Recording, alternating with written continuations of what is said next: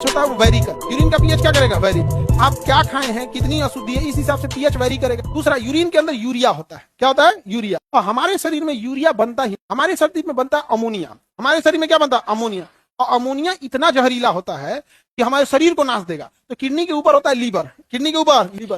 दाहिनी किडनी को नीचे कौन ढकेला है? लीवर। लीवर यही होगा, यहाँ पर आपका क्या चीज? लीवर। यहाँ पर लीवर हो जाएगा। यही लीवर किसको ढकेल दिया है? दाहिने किडनी को नीचे ढकेल दिया है।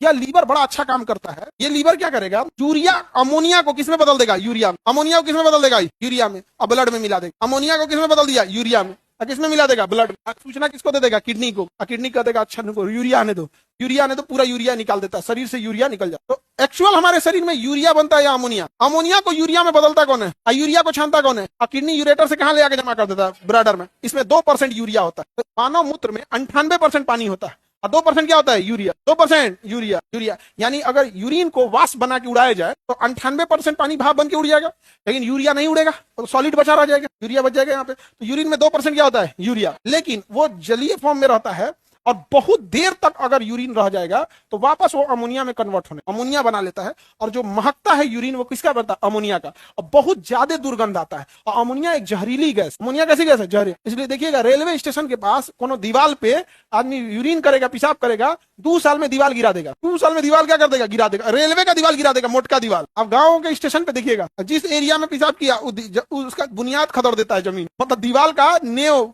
फाउंडेशन खदर देता है, दीवार क्या हो जाता है? गिर जाता है। इसलिए बाथरूम में टाइल्स दिया जाता है। क्या दिया जाता है? टाइल्स। टाइल्स की ऊपरी कवर सेरेमिक की होती है और सेरेमिक को केमिकल से कोई फर्क नहीं पड़ता है। अब चाहे तुम यूरिया रखो, अमोनिया रखो, चाहे साइनाइड रखो, एसिड रखो या कुछ भी रखो, उसको कोई फर्क नहीं पड़ता है। सेरेमिक की अगर कोटिंग कर दिया या चीनी मिट्टी, इसलिए बेसिन भी देखिएगा ना, बेसिन जो होता है वो चीनी मिट्टी का होता है यहाँ पे। तो थोड़ा सा वो सस्ता वाला जुगाड़ हो जाता है।